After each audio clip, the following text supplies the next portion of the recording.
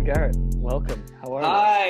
Yo, Hey, guys. what's up? They're club directors at Northeast Volleyball Club. We want to talk to them a little bit today about running a club, what it's like to have your own club, and especially in the current situation, how your operations have been hit by this and what you decided to do as a business and what you're doing in the interim. So introduce yourselves, talk a little bit about your club, and we'll go from there. I'm Garrett, and thanks for having us on the show. This is cool. We started Northeast Volleyball Club 2 years ago. It was kind of a dream of ours to do that for a long time. We were both coaching together at a different club in Connecticut. We decided that we need a little change of pace in our lives, so we went overseas for a couple of years. I'll let Kat talk about that experience more. While we were still there, we decided, like, hey, this is, we're going to go home and start this volleyball club because we saw the opportunity was right and it was something we wanted to do for the rest of our lives. So we went to Connecticut, of all places, again, which is known for its volleyball. It's not really known for its volleyball for anyone listening, but we decided to start a club in a place that needed help with volleyball and needed to continue to develop. And we saw a great opportunity back where we used to coach with a lot of contacts that we still had. Some really dedicated families and groups of people in youth sports. And the area that we started our club in has been notorious for being extremely competitive nationwide in sports like ice hockey and lacrosse and baseball, like Little League World Series championships team out of Fairfield County and some of the best, like I said, ice hockey teams in the country. So it's just a matter of bringing this sport to them that they had no idea how to do and trying to build a culture that was similar to the other sports around this one. So anyway, that's my spiel on Northeast Volleyball Club, and I'll let Kat talk a little bit more about our experience overseas and how that kind of shaped what we're doing. Good start. Yeah, Yeah, please. Very good. in-depth Take start. that, cat. She's better, so. Hey guys, I'm Kat. I'll talk a little bit more just about kind of my personal experience with volleyball leading up to this starting club, because I played for Laguna Beach Volleyball Club growing up in Southern California, which at the time was like one of the best clubs in the country at the time when California was the best place to play volleyball, probably there in Chicago, even before really we used to go to Texas to qualify, which is crazy now. I think that Texas is the best. You don't go to Texas to try to qualify for JOs anymore. Having that experience and getting to play at that really defined my whole high school experience. I loved being at my club. I made some amazing friends, had this like community vibe in this space that I spent was there 6 days a week. And then when we got to Connecticut, we were like, where are all the warehouses full of volleyball courts? And there was just no option, no place for people to play like what you guys have out in Jersey too, like just a home base. And we really saw that was missing. So I think like that was the kind of the first spark. And then when we went overseas, that really opened my eyes up to like the international kind of style of play and training, the idea of like really training a 6 rotation player, and which is something I think I had in my juniors career, but isn't something that's really common in club volleyball. You got like the 5-1 DS and the 6-4 middle, and like that's what a lot of colleges are looking for. And then there's like these diamond in a rough, like 6 rotation players that can do every skill. And like overseas, that's everyone. The middles can all set and serve and play defense because they have to. The opposites all play all the way around, and obviously the outsides and setters as well. So that was something that was really eye-opening in terms of the training, where we watched in Italy, U14 volleyball, and everyone's jump serving and everyone can pass, everyone can dig, everyone can hit. I think those two things combined were really what like kind of solidified our training philosophy and what we really wanted to bring to our kids. Okay, so as a new club, right, you have to deal with all the challenges that go hand in hand with starting a new club, right? Attracting people that want to come, convincing parents and players of your philosophy, trying to build from the ground up. But now we have this stupid virus thing happening. So how did you guys respond to that? And what are you doing to kind of potentially bounce back when this goes away? We shut our doors pretty quickly when USA Volleyball recommended it, before it was like mandated even, because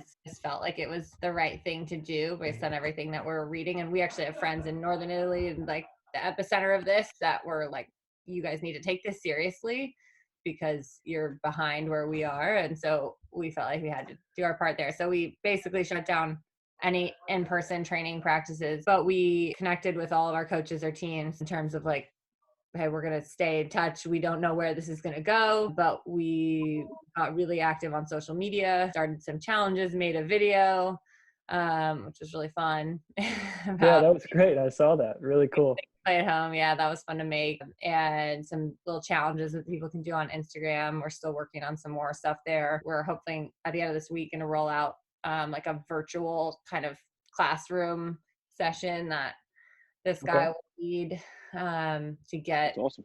Get players to do some exercises at home, do some mental training, volleyball IQ training, like the stuff that basically everything that we can do besides train as a team. And then we're lucky enough to have the gym that we work with already has a live stream platform, like a virtual training platform. So all of our kids are already doing team lifts. We're still trying to think of more. But the biggest thing was just communicating with them and then trying to hopefully salvage a season. We're committed to that, even if it's just practice. Like I've been telling all the girls that, like, even if we can't go to any tournaments, if we can get you guys in the gym to train 3 days a week in May and June, or June and early July, to get some film to send to college coaches, to scrimmage, to keep up the training. Because that was the devastating part for us as coaches, was like the teams were just hitting their strides and kids starting to get noticed, and you have kids going on D1 official visits and all, and it just like cut the, Yeah. Well, Kat, I want to jump in here. Garrett and Kat are very similar to me, for those of you that are watching, in the sense that they have a juniors club, they run an NBA team, they have influence on the region. One of the things that has been a huge topic of conversation for me is, what are we going to do with the parents that say, I want my money back? We haven't had anyone ask for refunds, and we've also been very transparent that we will definitely give some money back, because there are certain things that we don't have to pay for anymore. Coaches' hotel, like tournament fees, and that we have that like separate. So sure. Some of that will come back. It's not going to be a huge amount, but that we've said. And then we've basically said, hey, at the end of the season, we're going to evaluate what you missed and then what we could do. We're still paying our coaches. We're still paying our rent. We still have, our huddle subscriptions and everything. So there's a lot of costs that we've already incurred, and so far that hasn't been an issue. We are also going to just look at it at the end and see what we can do, and try to make up the training hours as much as possible. I think that's the biggest thing, is if we can, even if it goes into the summer, we can do some, credits for future programs or clinics, open gyms, and things that are just ways to make up the missed practice time. And then hopefully we won't have to take too much of a financial hit, because our parents know that this is our full-time job for both of us. Yeah, and that's a good point, because at Side Out, we have 5 full-time staff members. We're intending on paying them throughout this, and it's difficult because the funding for those salaries comes from the majority of club. We do private lessons and clinics and summer camps, and that stuff is all great, but that goes towards other fees. So I think a lot of clubs out there, especially what we would just describe as mom and pop clubs, not huge clubs like and we're going to talk to Carly in a couple minutes, like Montiana or Sports Performance, 949, Balboa Bay. These clubs are huge, and they're not going to have as much of an issue as us, who have like between 10 and 20 teams, where it becomes a lot more difficult for us to pay our employees, especially our part-time coaches. So I think us tagging the volleyball coaches and trainers in this video will really shed some light on what the motivation is going forward. I haven't had any parents ask for a refund yet either, but I do know that the reality hasn't kicked in yet. The reality that the season is actually done and the girls are not going to any more tournaments. I'm still optimistic about it, but the reality is, if that doesn't happen, some parents are going to be upset, justifiably. I don't agree with it. Obviously, it's a super extenuating circumstance that the whole world is dealing with. But I also understand that they paid, $4,000 for their daughters to get good training, and that didn't happen. It's a slippery slope, and I appreciate you guys giving your input. I'm on the same page as you, just so you know. We will run practices all the way till August. We'll make tournaments between the Iriva and Jiva, Nerva regions. We could probably get enough teams to host tournaments. So we'll make it happen. And I want other club directors and owners to understand that we will make this thing work. We just have to be patient right now, and we have to keep kids out of the gym so that we can do this the right way. The follow-up to this conversation is the NBA question of what is your utopian model for this NBA season? Do we just ixnay it and call it a year, or do we try to run this into the summer and conflict with outdoor volleyball? We just had Chris Vaughn on, who is very close to being an automatic qualifier in the AVP, and he's adamant about saying, like, guys, if there's an NBA event, I'm going to go. But if it's on the same weekend as an AVP, I kind of have to go there because I'm going to make a lot more money doing that. So what do you guys feel about that? My opinion on like the indoor versus outdoor thing has always been, if you're really serious about one, you got to go do that. I think with what the NBA is trying to do in building like a professional, like a truly like a professional volleyball league in the US, not like, hey, here's some guys who kind of like, they like to play both. I think that if you run that over the summer, because that's what the circumstance is this season, and there are guys who go, yeah, hey, well, it's outdoor season,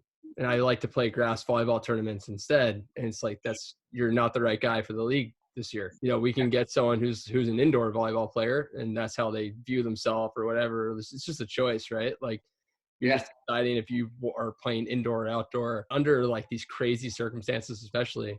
It wouldn't be fair for you know, some guys to come back and look at the league and be like, oh, that can't be the solution because I don't want it to be that. And I'd rather go play, at Point Pleasant Beach every weekend. And it's like, well, this is a pro league. Like, if LeBron wants to go play at Rucker Park over the summer, and so he can't make the Lakers game, like, that's not going to fly, you know? And I feel like that would actually fly because it's might. I just feel like he might be like, it's him. You're right. And Chris Vaughn actually said something interesting to touch on your point.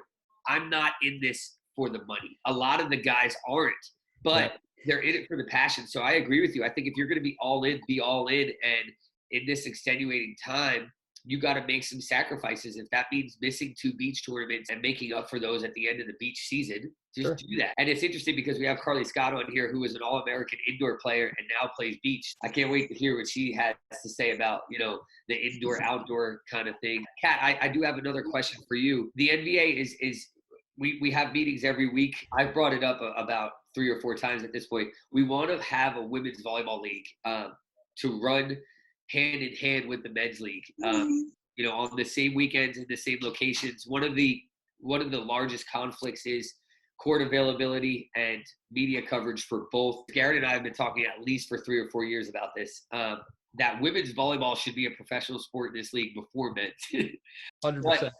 But men's volleyball, for whatever reason, is just catching the right rhythm, and it has the backing of the NBA. So what is your opinion on the NBA women's side, and what would your recommendation be for like how many teams and like where they would come from? Should they latch on to the current NBA men's teams? I have a couple thoughts on that. I think I agree with you in the sense that in the U.S., like, women's volleyball is more popular than men's. There's just no doubt arguing, right? Yeah. You look at Nebraska, you know, pulling in like 17,000 people for the Final Four, and like the success of NCAA college volleyball and the women's national team. But then when you look overseas, men's volleyball players are like, that's still more popular, and they're making more money, and that makes sense in other countries. But here I do agree with you that with the fan base that we have on the junior side, like it could be huge. I think that the biggest challenge with women's volleyball in the US is that the women in general are less dedicated to organizing and playing after college and after their professional career. It's a lot of factors. Karch talks about it when he talks about growing the juniors game, about how women's volleyball players tend to play like 90% of the volleyball that they play in their career is organized. You show up at this time, here's your coach, your practice is run for you, so that when college is over, and if they're not going to play professionally or going to play on the national team, like, it's done. And maybe a few people decide to play beach or grass, but in general, there's a lot of like fantastic women's volleyball players that never play after their last match in college. But that's why, because it's like been organized by their parents and club directors. Whereas on the men's side, you know, maybe a little bit more of like pickup game where people pick it up in college, like, because it's not as established yet as a sport here. So that you have to be more creative about finding ways to play. I think that is the biggest kind of obstacle to it. So it's not like there's no shortage of players who are like fit, ready to go, right out, coming off of their seasons that aren't going to play overseas? Can we get them committed to playing on a team? And like, I'm guilty of it too. Like I don't play as much as he does. You also didn't play after college for a long time. I didn't. Yeah, I stopped playing for a long time and then went back. It's kind of like, hey, I got to go do other things with my life, and didn't really touch a volleyball for like 18 months. A little bit burnt out, probably. That's the biggest thing going against it. In my opinion, I think that there's some like hotbeds of volleyball more so in the Midwest, where you see like Madison, Wisconsin, Omaha, Nebraska, where there are 10,000, people showing up for volleyball games regularly. Probably knows all about that. Yeah, and that's where I think that this should maybe start versus like Northeast. Maybe we could have a team from here that's traveling to the Midwest to play. Sure. And even in California, I mean, you definitely get a fair amount of fans at USC, UCLA, Long Beach State, but nothing compared to what they have in, BYU, at Texas, at Wisconsin, Nebraska, Purdue, places like that. So I feel like it kind of has to start maybe in that Big Ten area where there already is a fan base and there's a really strong knowledge of volleyball, and then maybe it can spread to some of these other places, or teams can fly in. Haley Eckerman put a team together for nationals 3 years ago, just a bunch of her friends from Texas, and they came and beat up everybody. Chloe Collins was setting, and she is 5'7" on a good day, and they crapped on everybody in Women's Open. I feel like Carly could probably put together a team of Muncie girls that she played with, and they could win Women's Open easily. For sure. That's a really good point, and that's something that Garrett and I are going to bring up in those meetings, because I think what will make the NBA better is men's and women's volleyball. Mark Rosen is the president of the AVCA. I work his camps. He's a mentor of mine, and we have talked to him about having an NBA women's and men's event at the AVCA next year. And I think that would be a cool get together for former All-Americans to just come and play and kind of do like a scramble thing. Yeah. Before we let you guys go, Ryan has a trivia game for you guys. I really appreciate you guys coming on the show. We're going to try to do this once or twice a week for the remainder of this Corona quarantine, because I think it'll help people just kind of socialize without being allowed to. And the goal of this is just to get out into the volleyball community without actually physically doing that. All I want to say is to Garrett and Kat, for you guys to go to Connecticut, because Connecticut's not really known for volleyball. It does take certain type of individuals to go in there with the focus of changing everything there, because I think it's easy to go somewhere where you're like, oh, volleyball's great here. You guys are there kind of like pioneers, and I just want to commend you for that. That's Thank you. Awesome that you guys took that challenge on. Thank you, man. Thank you. We refer to it as the final frontier of volleyball. We're in the wild west right now. So it's just more about like growing culture around the game than it even is around trying to just be like the best club. There's not a whole ton of competition. There's some, but it's more about like, hey, can we get people to really love volleyball? That would be awesome. So we're know the rules. Sorry, we're starting with like first, second, third graders, and we go to elementary schools and we go to middle schools and we run free clinics. This is like the only way. You have to bring it to them. It's your only shot. So was that kind of your biggest challenge going into Connecticut, like trying to make juniors serious? Like I know it's a lot of times in Jiva we run into people who like volleyball, but they're like, I'm not trying to travel to Texas. I'm not trying to travel.